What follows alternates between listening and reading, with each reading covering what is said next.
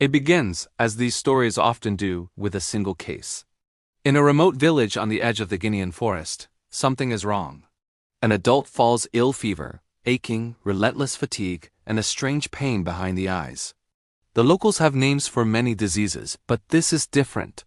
Within days, the illness doesn't subside. It intensifies. The fever is higher. The patient starts vomiting, unable to keep water down. Nobody realizes what's coming. Word spreads with the hush of rumor. Others in the household are now sick. A neighbor helps, cleaning after the patient. Soon she too is struck fatigue, fever, weakness. When the village healer visits, he's baffled. This doesn't fit malaria or typhoid or anything he knows. Every attempt at care makes things worse. It's not until someone dies suddenly, dramatically, that attention turns serious. First one, then several more. The community gathers to mourn, and as tradition demands, they wash and prepare the body. But tradition, in this case, is the enemy. The illness does not stop at the grave. The bodies of the dead are as infectious as the living. Soon new cases erupt. Not just in the village, a visiting relative, a merchant, now sick several days' walk away. The illness moves silently at first, but always with a pattern. First fever, then vomiting, then a horrifying turn bleeding. Blood in the eyes, blood from the nose and gums, blood in the stool. Ebola has arrived. When international experts finally catch wind, there is disbelief. Ebola. It's the name from a different era, one recalled in faded textbooks or whispered among outbreak teams.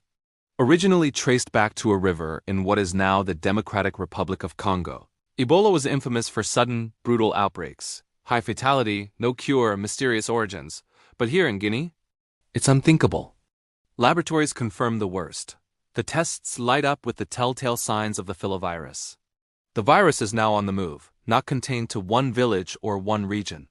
It is making use of the one trait that separates Ebola from most other viruses: the ability to transmit through intimate physical contact, through the tiniest particles of blood, vomit, sweat. Every attempt to help, every act of care, now risks spreading the disease.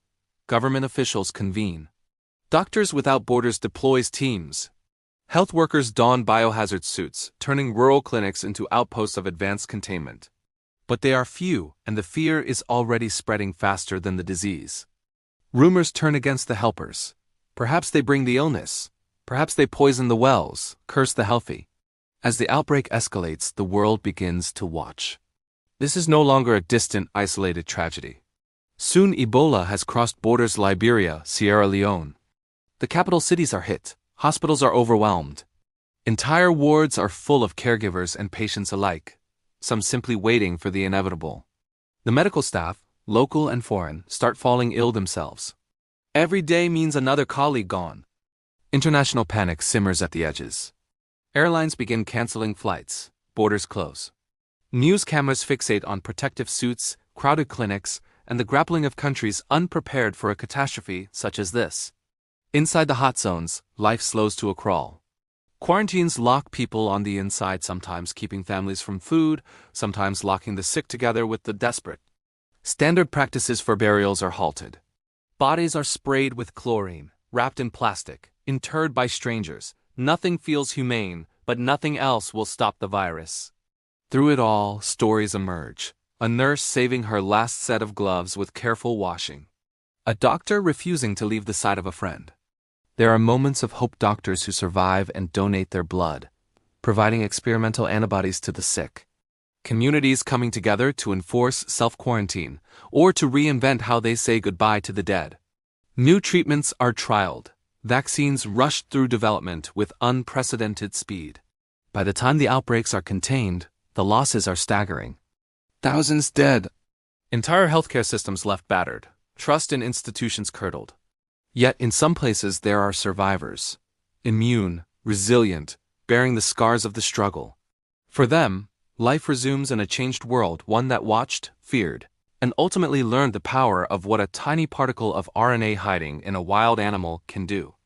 And so, the story of Ebola becomes not just a warning, but a lesson about preparedness, about the bonds that connect and imperil, and about the thin line between ordinary life and unthinkable crisis. The world will always remember the name,